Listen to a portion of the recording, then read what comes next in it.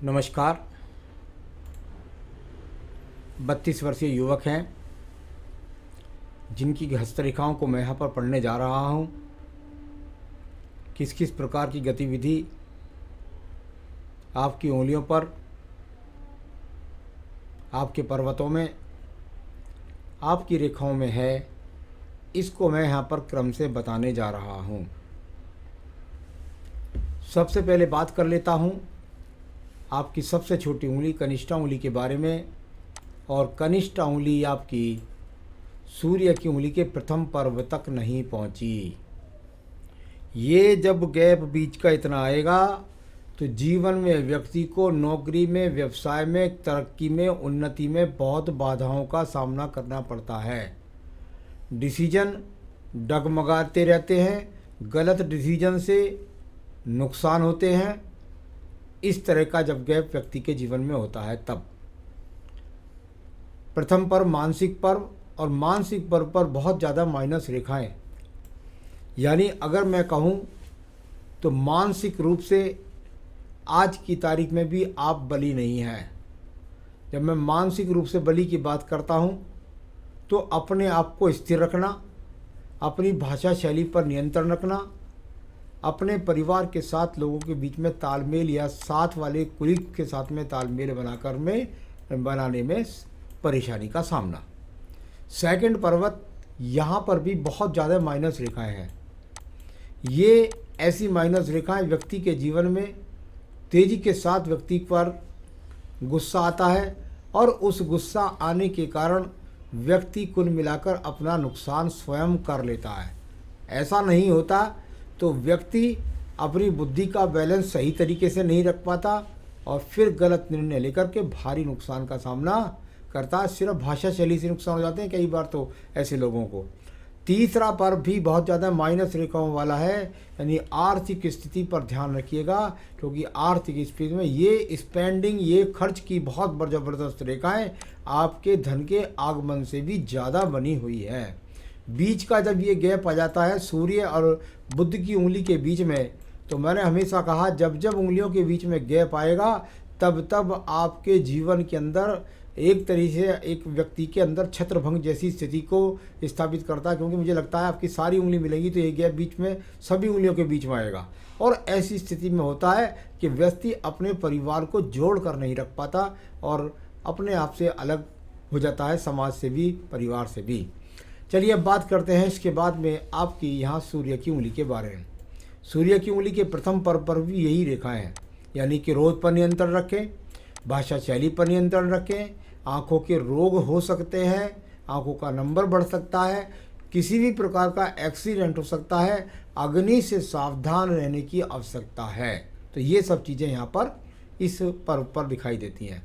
Second पर्व ये भी बहुत ज़्यादा बाधाओं से है। राज्य सरकार से लाभ नहीं मिलता, राज्य प्रकार से दंड मिलता है, और कुल मिलाकर के सम्मान समाज के अंदर व्यक्ति का नहीं है। ये सारी अशुभ रेखा यहाँ पर भी दिखाई देती हैं। तीसरा पर्व आपके पिता से संबंधों के लिए भी है। ये भी आड़ी रेखा यहाँ पर लगी हुई है। अपनी भाषा शैली पर नियंत्रण रखिए, वरना माता पिता से भी आपके संबंध कुल मिलाकर के सही खराब हो सकते हैं। बस अच्छी बात यह है कि आपने पूछा है कि भाई मेरे जो माता पिता हैं उनके साथ मेरे संबंध सही तरीके से रहेंगे नहीं रहेंगे। इसके लिए शनि और सूर्य की उंगली ऊपर से आपस में मिली हुई है, यानी ऐसा व्यक्ति लड़ बैठता है अपने माँ बाप से, परंतु बाद में आकर के बहुत जल्दी उसे समझ में आती है कि मेरे माता पिता की कोई गलती नहीं है, मेरा परिवेश ही ऐसा हो चुका है जिसकी ऐसे मैं लड़ रहा हूँ। यानी कुल मिलाकर बुढ़ापे में माता पिता की सेवा करेगा। आइए बात करता हूँ मैं शनि की उंगली के बारे में। शनि की उंगली का प्रथम पर्व और रोगों के लिए जाने वाला ये पर्व आपके शरीर के अंदर स्थायी रोग दे चुका है।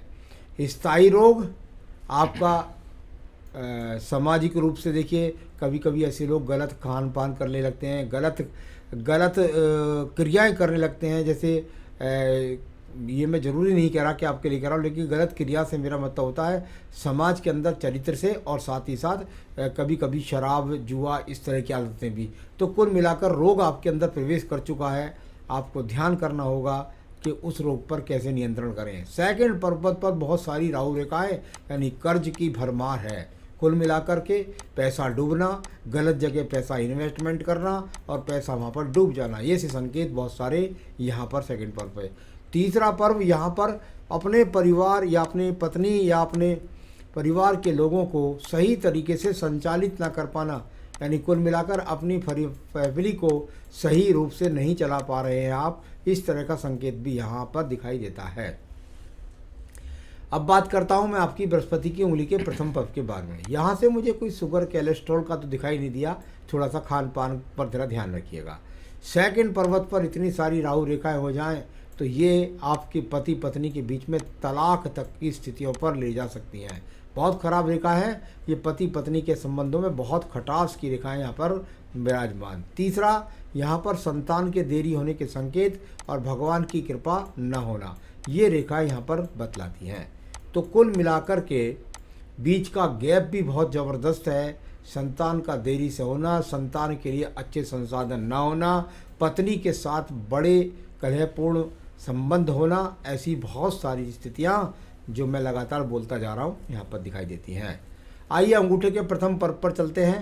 अंगूठे का प्रथम पर्व और यहाँ पर भी बहुत सारी माइनस रेखाएं। चरित्र के प्रति सावधानी रखें।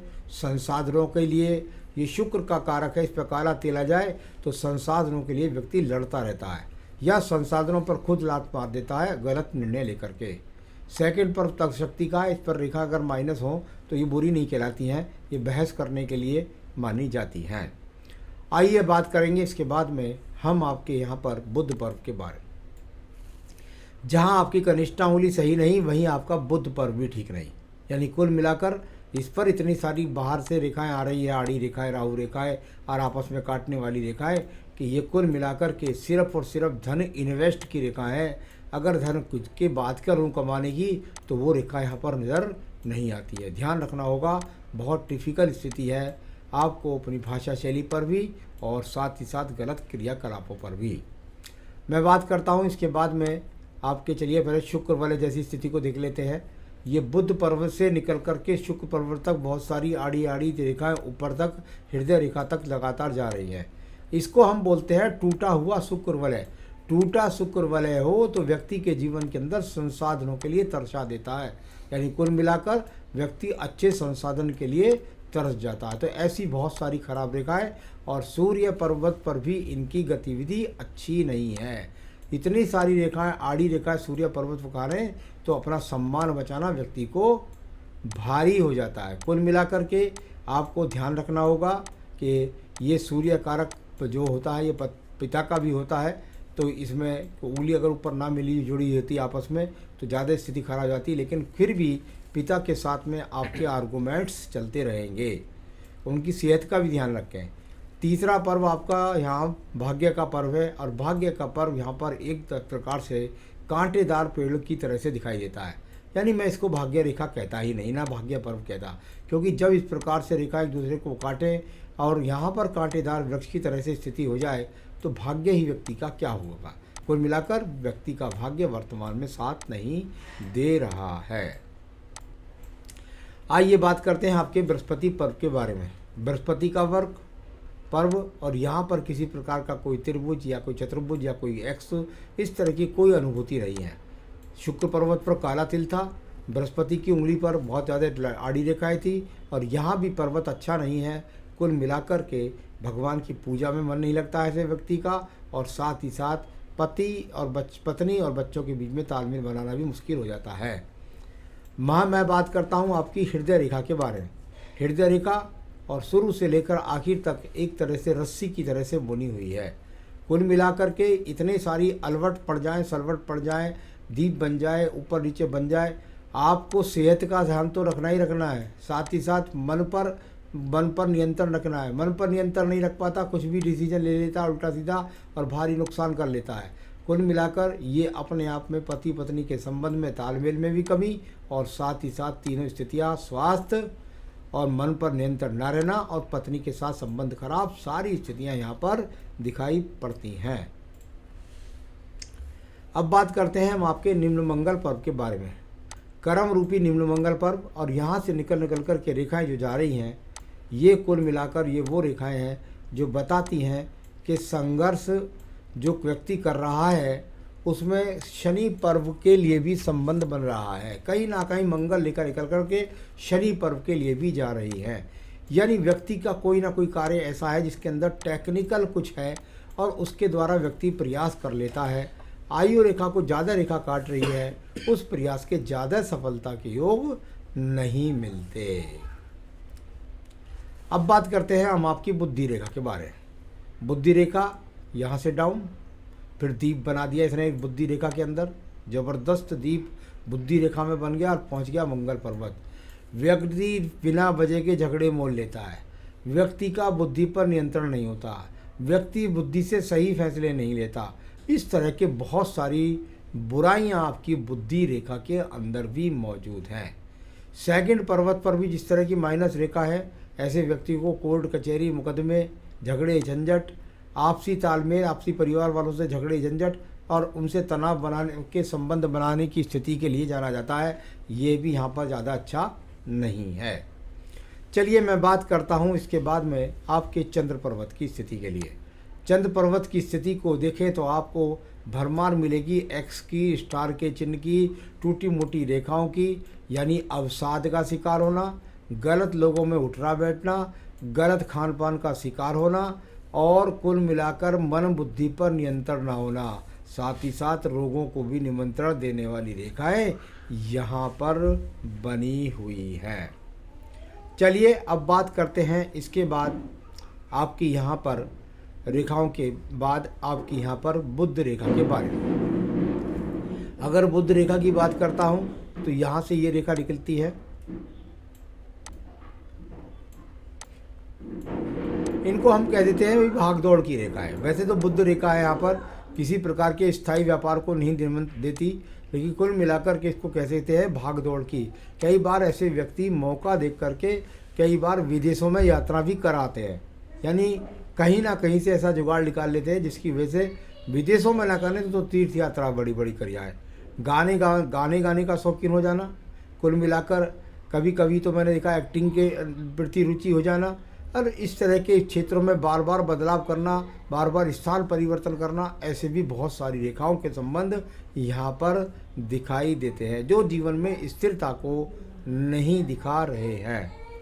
आइए बात करते हैं इसके बाद में आपकी भाग्य रेखा के बारे में।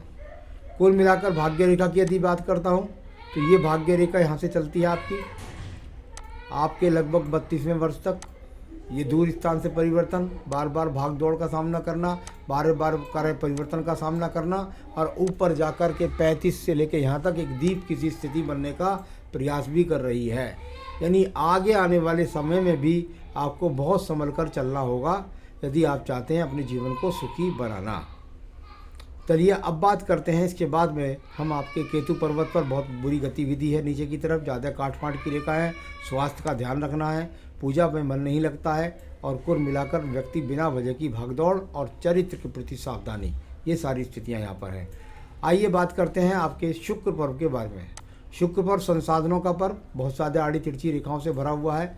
कुल मिलाकर थोड़ा सा ध्यान रखिएगा, चरित्र के प्रति सावधानी और अनर्थ बिना वजह कहीं पे खर्च ना हो जाए जिससे धन का नुकसान हो जाए, क्योंकि यहाँ से जो रेखा निकल रही हैं इसमें यदि पत्नी का कहीं सहयोग है तो कहीं ना कहीं पारिवारिक संपत्ति का भी सहयोग है, तो उसको कहीं आप बिना वजह बर्बाद ना कर दें, इस तरह का संकेत यहाँ से दिखाई पड़ते हैं। चलिए अब बात करता हूँ मैं आपकी यहाँ पैतृक संपत्ति का सहयोग मिला है, दिखाई देता है। और यहाँ पर अगर बात करता हूँ तो आपकी आयु रेखा वो आपके जीवन में पहुँच रही है लगभग 76-77 वर्ष, आगे भी रेखाएं बढ़ती रहती है। तो ये तो एक तरह से रेखाओं को पढ़ने का तरीका होता है जिसको मैं बोलता हूँ, पढ़ता हूँ, लेकिन सवालों के लिए बिल्कुल अलग स्थिति होती है। इसमें बहुत सारे पर्वों को पढ़ना पड़ता है।